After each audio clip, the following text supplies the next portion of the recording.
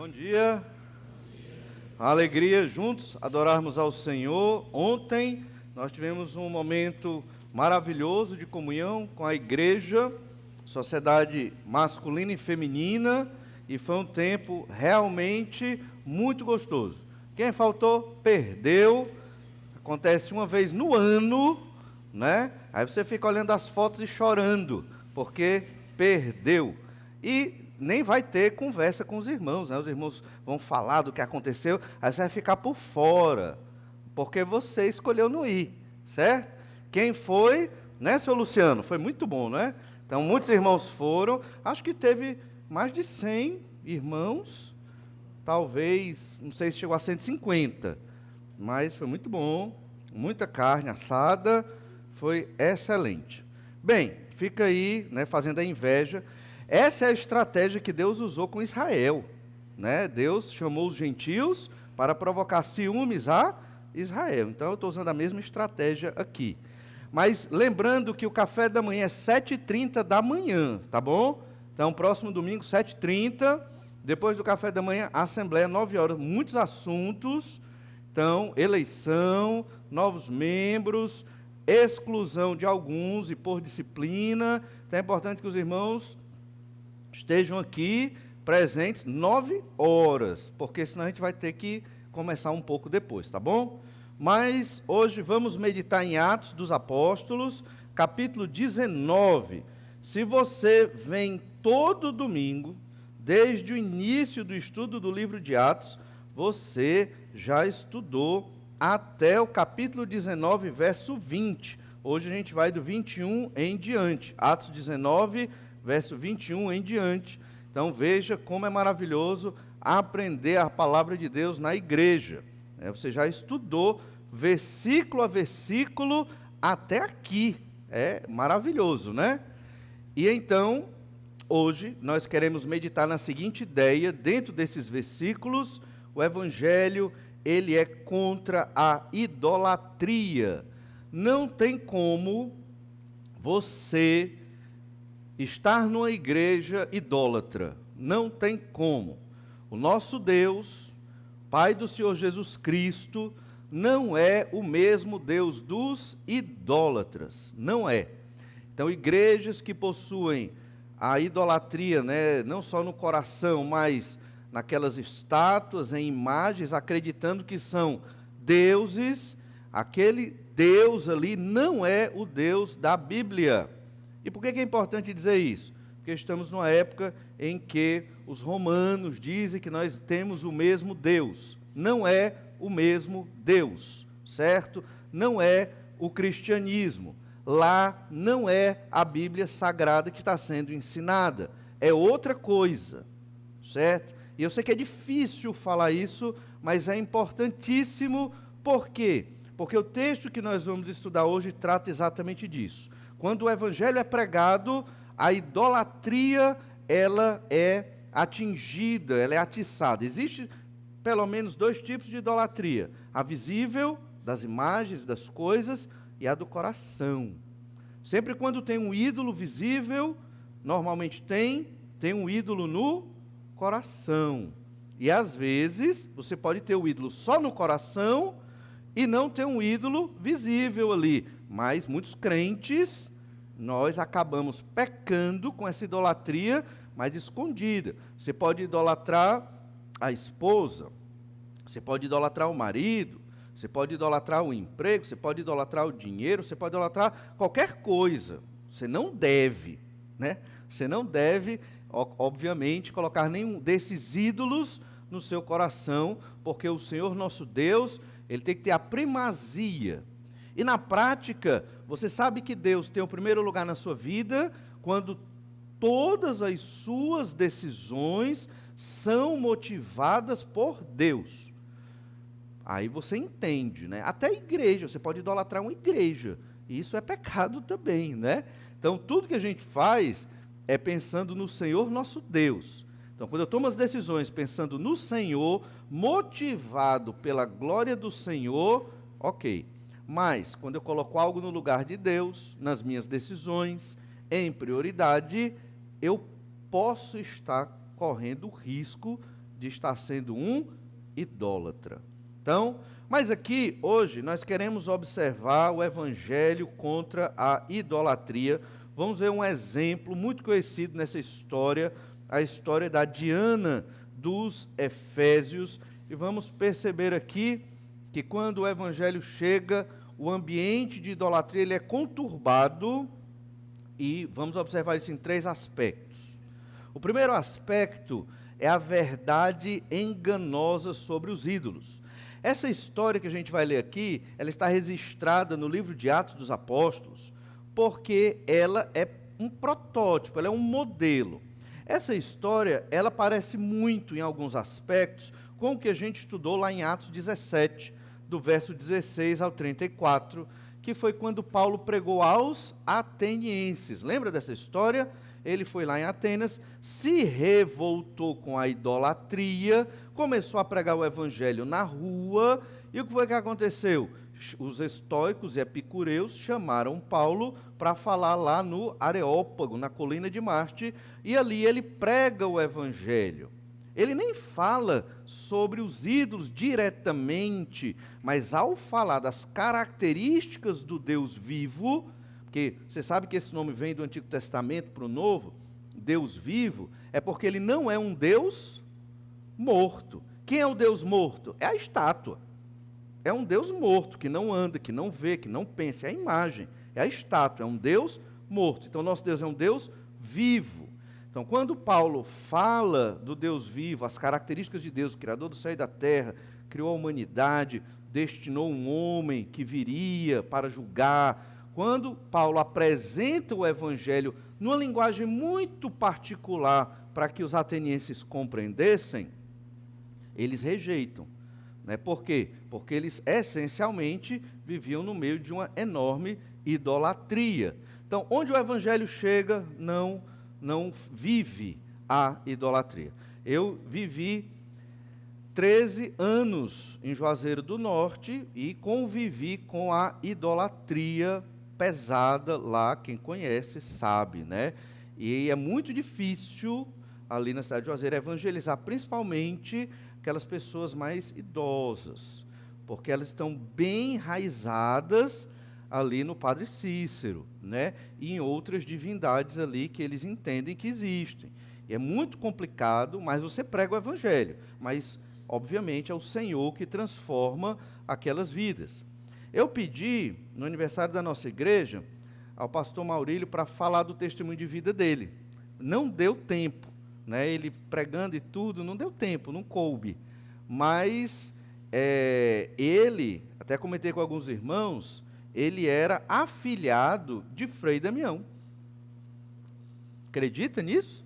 Quando o Frei Damião ia a Juazeiro, ainda vivo, ia lá visitar a família do pastor Maurílio. Ele não era pastor, né? Era ainda criança, foi, né, coroinha na igreja lá e tudo, e fazia os serviços na igreja, né?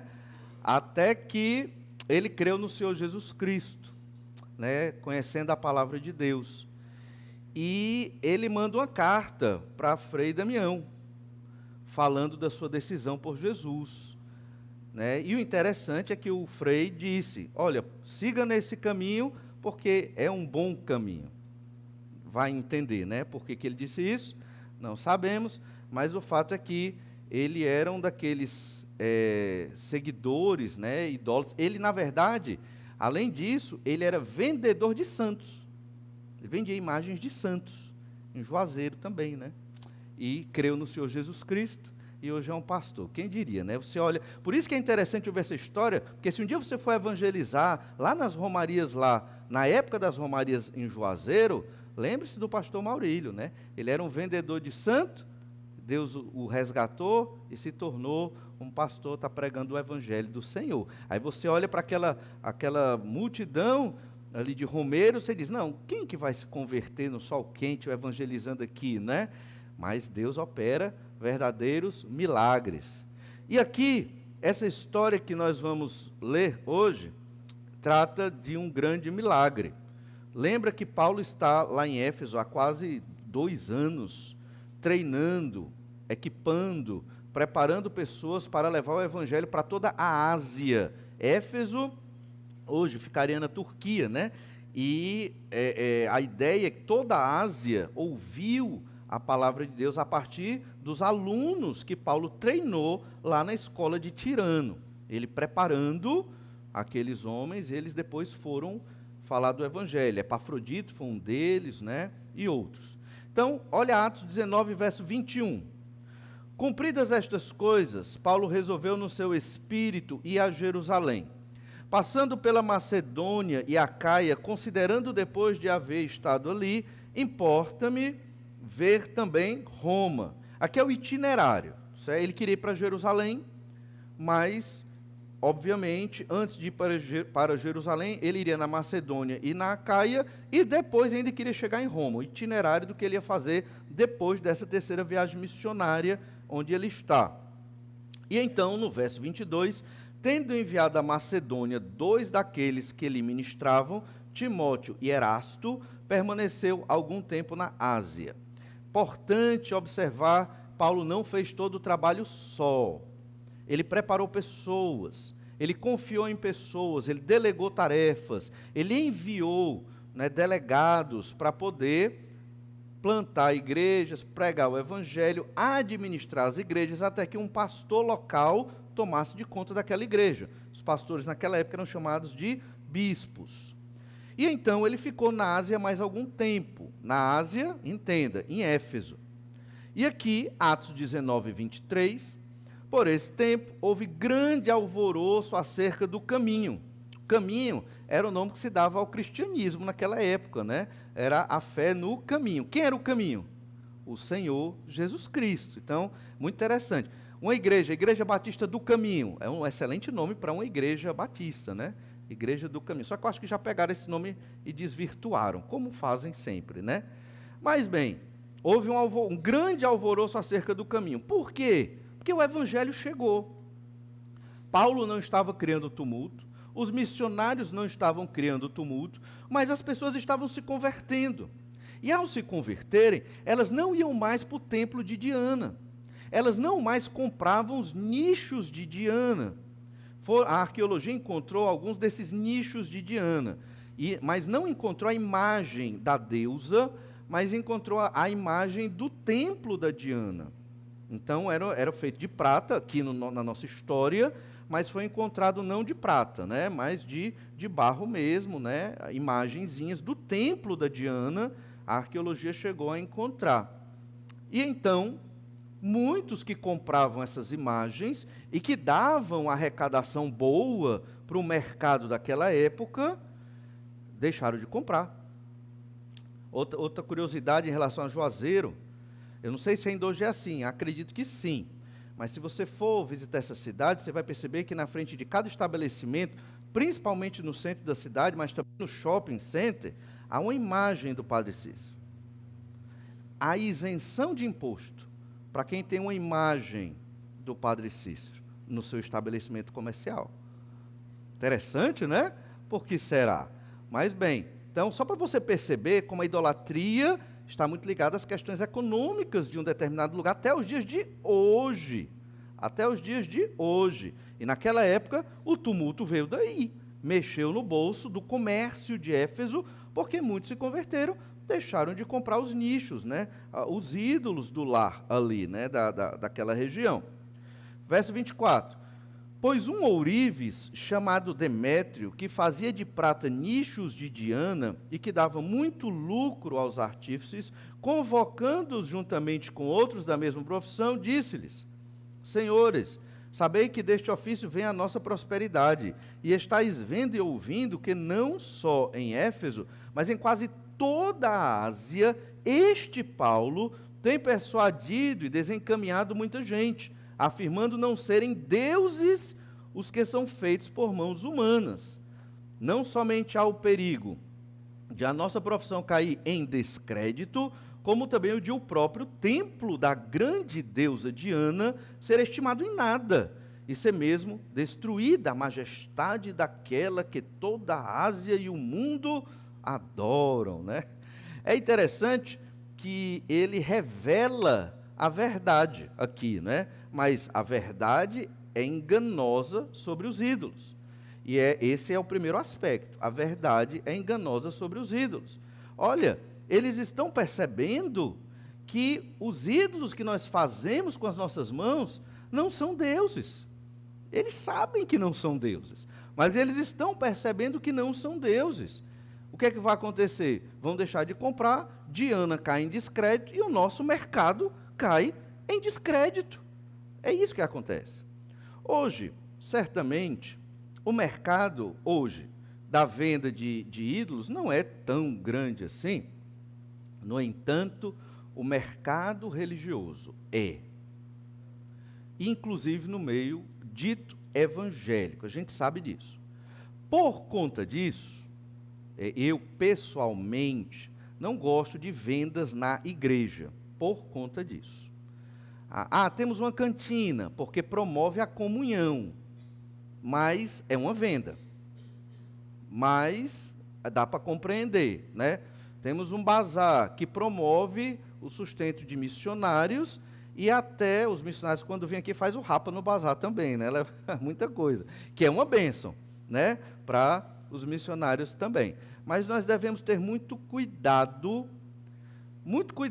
porque a modernidade, ela chega avassaladora. E às vezes a gente não vê problema nas coisas.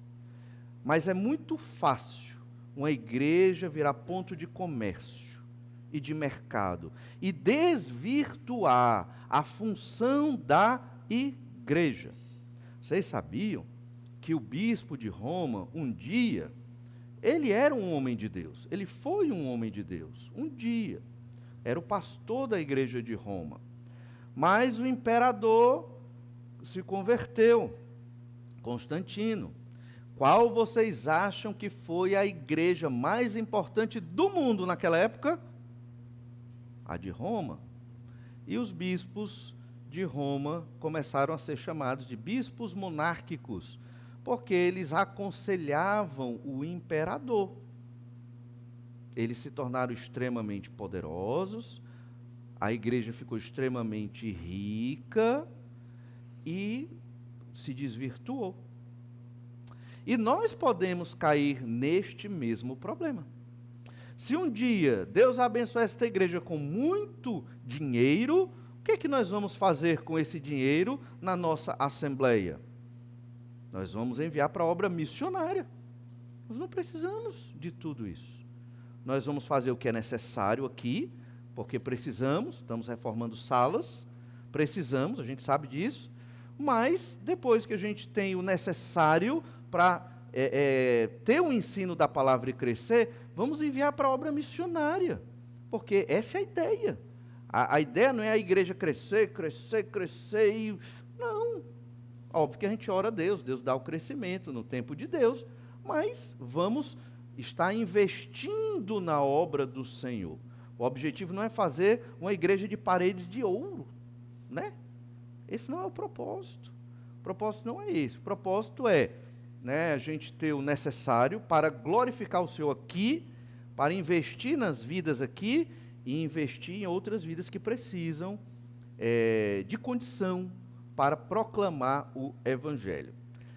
Algumas igrejas não fizeram isso e se perderam, e muitas igrejas se perdem exatamente por conta disso. Então temos que ter cuidado. Aprendemos isso com Demétrio aqui e com esses artesãos. Eles entendiam o erro da idolatria, eles sabiam que não eram deuses, mas eles queriam que as pessoas acreditassem que eram divindades ali que eles faziam. O propósito deles era a glória da grande deusa Diana? Não. O propósito deles aqui era o lucro, era o rendimento deles.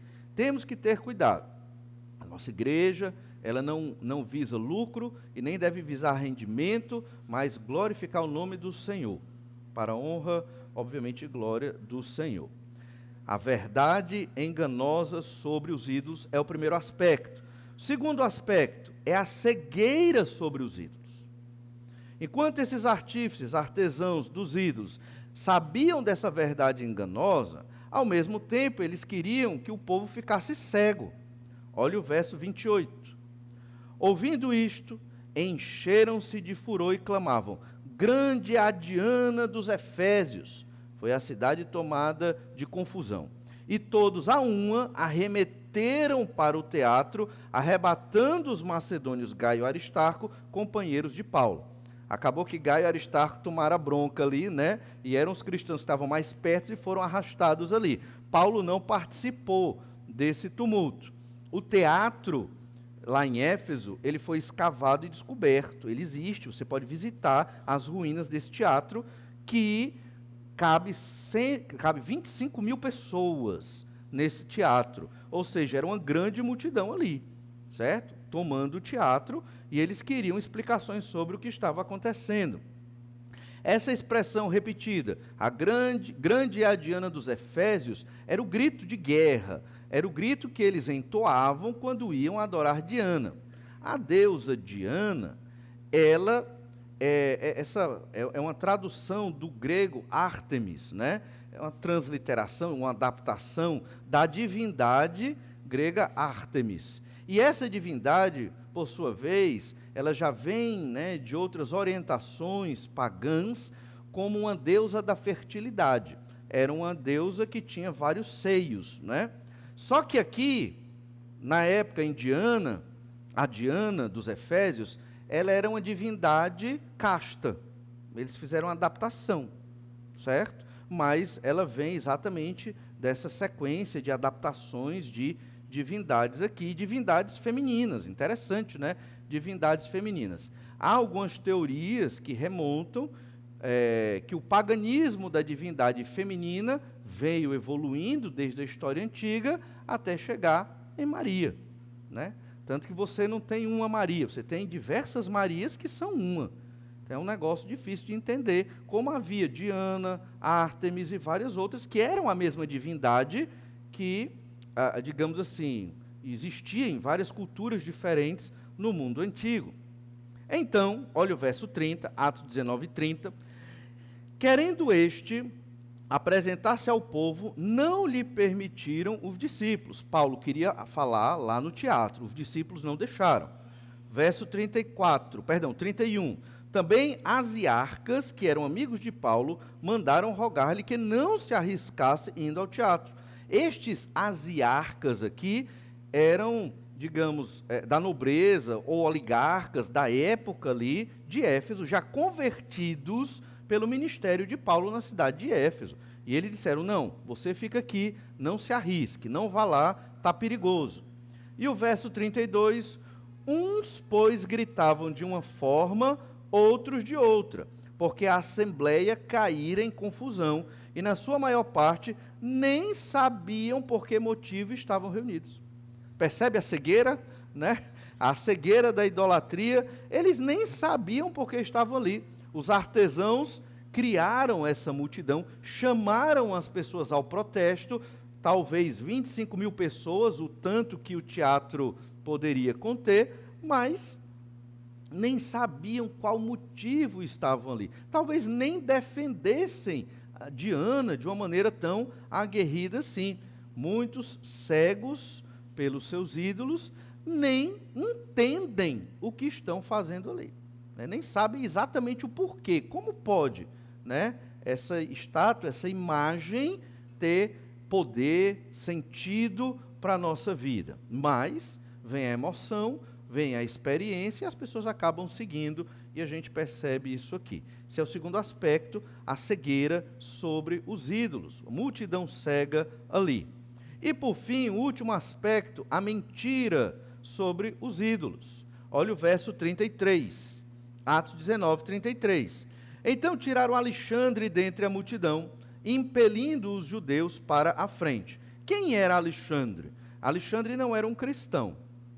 Alexandre, ele era um representante da comunidade judaica de Éfeso, que foi à frente para dizer aos efésios, nós não estamos com eles. Né? Essa era a ideia. Nós não estamos com Paulo e os missionários. Nós não estamos nessa confusão. Basicamente, essa era a ideia. Este, acenando com a mão, queria falar ao povo. Quando, porém, reconheceram que ele era judeu, todos a uma voz gritaram por espaço de quase 2 horas, grande é a Diana dos Efésios. Né? Então, ele não, a princípio não é um cristão, não quer se envolver na confusão, e nem teve voz aqui para falar, porque eles estavam realmente muito furiosos. Mas lembra, nem sabiam por que estavam ali, mas estavam gritando: grande é a Diana dos Efésios. Cegueira e agora a mentira. Vamos ver a grande mentira por trás da Diana dos Efésios. Atos 19, 35. O escrivão da cidade, tendo apaziguado o povo, disse. Aí o escrivão chegou lá e apaziguou. Quem era o escrivão? Ele poderia ser somente um secretário, dependendo da província romana, ou ele poderia ser o líder da cidade, como se fosse um prefeito. Variava naquela época, e aqui parece que ele era a autoridade da cidade de Éfeso. Então esse escrivão, ele apazigua o povo respeita, ele tem autoridade ali, romana, e ele diz: senhores Efésios, quem porventura não sabe que a cidade de Éfeso é a guardiã do templo da grande Diana e da imagem que caiu de Júpiter? Olha aí, né? Então, o que é que ele está fazendo aqui? Ele quer acalmar a multidão, porque ele não vê sentido naquilo. Esse escrivão, ele não é cristão. Ele não está defendendo os cristãos e nem defendendo os judeus. Ele só quer a aplicação da lei. Ele é uma autarquia romana do Império Romano e ele não quer confusão, porque ele sabe que se numa província romana, principalmente em Éfeso, que é uma cidade conhecida, tiver problema e dificuldade e rebelião ou transtorno, sobra para quem? Para ele. Ele é o responsável e ele não quer aquilo ali. Então ele usa um argumento muito interessante. Olha, todos sabem da grandeza da deusa Diana, da imagem que caiu de Júpiter. Quem é Júpiter? Júpiter é o deus romano equivalente a Zeus, a divindade grega. É a maior divindade do panteão greco-romano. É Júpiter, certo? E essa imagem caiu de Júpiter. De duas, uma. Ou eles criam que a imagem de Diana, lá no templo de Diana, realmente caiu de Júpiter. Júpiter fez descer aquela imagem, obviamente isso aí, um mito, né, folclore, tradição deles. Ou, segundo vários estudiosos, eles vão dizer que esta imagem que caiu de Júpiter era um meteorito. Várias cidades gregas, eles tinham meteoritos que eles entendiam que eram imagens dos deuses. Caíam do céu, eles pegavam, colocavam no templo e adoravam esta pedra, que era um meteorito, certo? E por isso que eles dizem, caiu de Júpiter, né? Eles viram a pedra caindo, aí vamos ver o que foi aquilo, né? Que é o foguinho, né? Caindo assim. Aí vão lá, quando vê uma pedra, num buraco grande, né? Fogo, aquela coisa toda. Aí pega, ó, foi Júpiter, vamos adorar. Aí bota lá no templo para adorar. Pode ter sido isso também. É interessante que há uma tradição judaica, só para você ver o paralelo como a idolatria ela se expande. É uma tradição que diz que a Torá desceu do céu. Ela não foi necessariamente escrita por Moisés, mas ela desce do céu. E muitos acabam adorando a Torá. A Torá são os 5 primeiros livros da Bíblia. Adorar a Bíblia também é um pecado, né? Nós só adoramos a Deus. Então, quem escreveu a Torá, os 5 primeiros livros da Bíblia, a lei, a instrução, foi Moisés. A gente entende isso, é muito claro. Jesus fala disso, né? Então, ela não desce do céu pronta.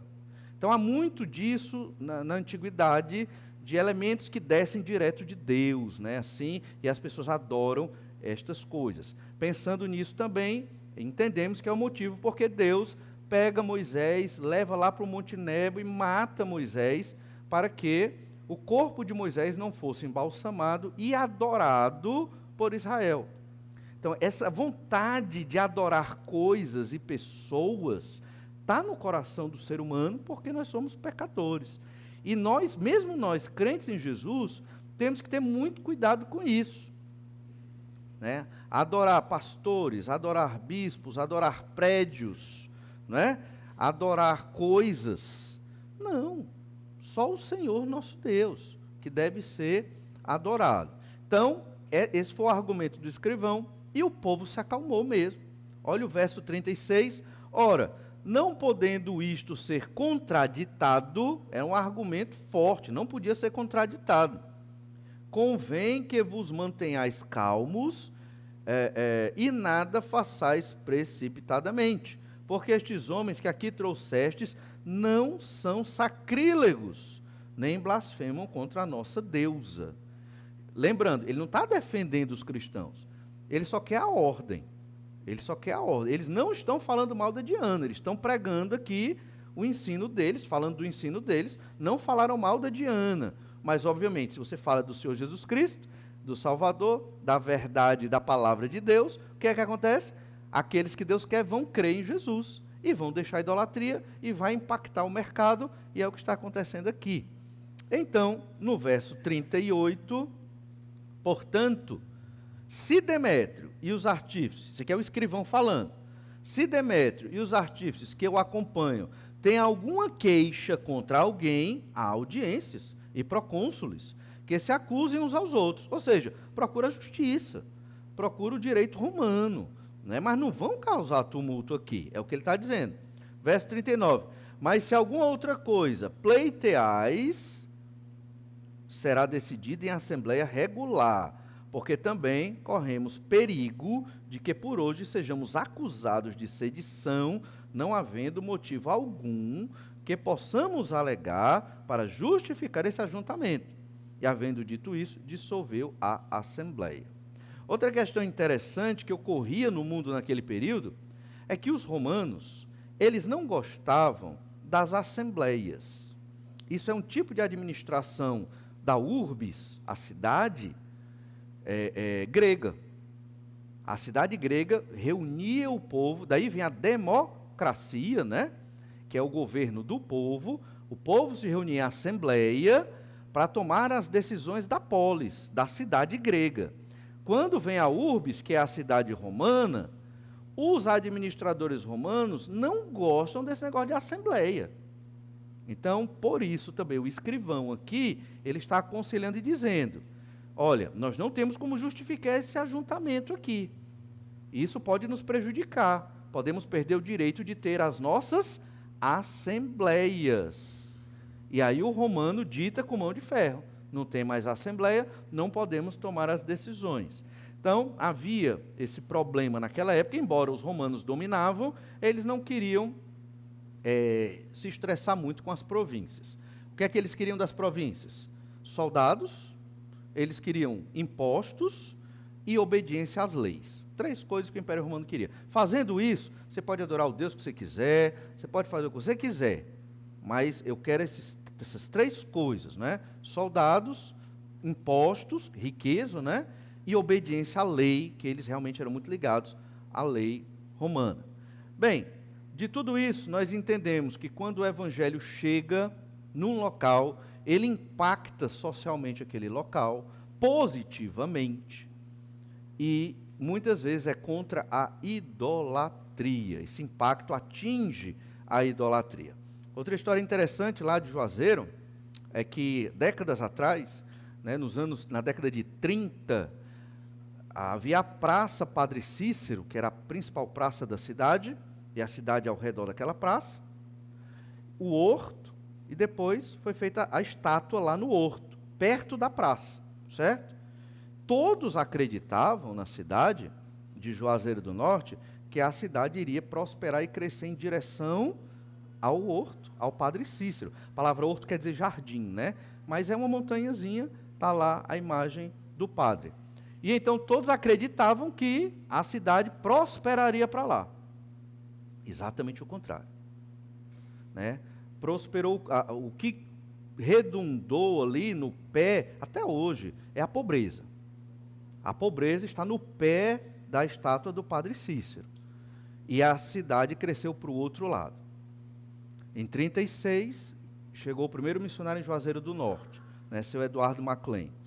Pouco tempo depois, vou já dizer a data de inauguração, que foi em 46, o Seminário Batista do Cariri foi construído ali em Juazeiro do Norte, 46. Se você pesquisar na internet, tem uma foto. Você tem um seminário aqui, parece uns bunkers de guerra, tudo de concreto. e só terra, aquela terra laranja. Não tem nada, nada, nada, nada, nada. Era longe, do outro lado do mundo de Juazeiro do Norte, que é pequeno, mas era do outro lado do mundo de Juazeiro do Norte, e estava lá o local dos idólatras e o seminário bem longe. Para onde cresceu a cidade? Para o Seminário Batista do Cariri. Deus deu a prosperidade aos crentes. É incrível. Isso aí você analisa pela história, né? E essa prosperidade até hoje abençoa os alunos que vão para o seminário, porque o seminário possui investimentos que ajudam a diminuir os custos dos alunos do seminário. Então, isso fruto de toda essa herança e dessa história. Veja como Deus abençoou, quantos missionários, pastores saíram, né, de uma cidade extremamente idólatra. Comparando Juazeiro do Norte com a cidade de Éfeso, da grande deusa Diana, e são nesses locais, ou para estes locais, que nós devemos enviar os missionários. Claro, todo local precisa, mas esses locais. Você pensa, diga um país extremamente idólatra no mundo hoje que vem na sua cabeça. Índia. Veio Índia? Olha, é a Índia. A Índia. E o indiano se afina com o brasileiro. Né? É uma excelente oportunidade e é um país aberto ali para a gente proclamar o Evangelho do Senhor Jesus Cristo. Fácil não é, mas é uma excelente oportunidade. Aqui foi um caso, veja que Paulo foi pouco mencionado, foi protegido. Você vê que nem fala tanto de conversões nesse texto. É um texto muito parecido com Atos 17, que mostra o impacto do Evangelho. E certamente aqueles que se converteram aqui foram extremamente abençoados. Devemos lembrar que o Evangelho, ele é contra a idolatria. E isso em 3 aspectos. A verdade enganosa sobre os ídolos, tudo aquilo é enganoso, certo? O ídolo, inclusive o ídolo do coração, somos nós mentindo para nós mesmos. A cegueira sobre os ídolos, as pessoas nem sabem o motivo. Por que estão adorando essas imagens? Nem entendem essas histórias, nem vão atrás de saber. E se alguém tiver dúvida, peça para ler a Bíblia. Olha, lê a Bíblia, lê a história de Maria, lê a história de José, lê a história de Jesus, veja se isso está na Escritura. E, por fim, a mentira sobre os ídolos, né? Uma imagem que cai do céu. Lá em Juazeiro também tem muitas mentiras sobre, dizem que tem 2 rochas lá perto do horto, que se você passa entre as duas, né, independente da sua forma corporal, né, você é purificado dos seus pecados. Né? Tem essa história lá. Aí pessoas mais cheinhas, que é bem estreitinho, né? É bem estreitinho. Pessoas mais cheinhas conseguem passar e olha aí, ó, né? Mas tem essa lenda e outras, né? Tem muitas outras lendas lá. Irmãos, nós vivemos num país idólatra. Na verdade, o mundo é idólatra em vários aspectos, mas nós vivemos no meio de grande idolatria, de imagens, de coisas, de recurso financeiro, muitas vezes, de ídolos do coração. Nós temos que entender a quem nós adoramos, o Senhor que morreu numa cruz para nos livrar de tão grande condenação. Obviamente que é com amor e cuidado que nós temos que lançar luz sobre a verdade para aqueles que ainda vivem escravos da idolatria. Ore a Deus para que você seja usado pelo Senhor e seja luz para aqueles que ainda não conhecem a Bíblia Sagrada e ainda vivem nessa escravidão como os de Éfeso viviam. Vamos orar, pedir que o Senhor nos abençoe. Obrigado, Pai amado, por Tua graça e misericórdia, por esse tempo tão maravilhoso aqui, que o Senhor tem nos dado, tempo para Te adorar, entoar cânticos ao Senhor, para investigar mais a Tua palavra e sermos desafiados. Nos ajuda, Senhor, a estarmos com amor e cuidado, falando da mensagem do Evangelho, mesmo no meio de contextos idólatras, para que o Senhor resgate aqueles que são seus, para que o Senhor abençoe estas localidades. É o que nós te pedimos no nome do Senhor Jesus Cristo. Amém. Deus abençoe a todos, bom almoço.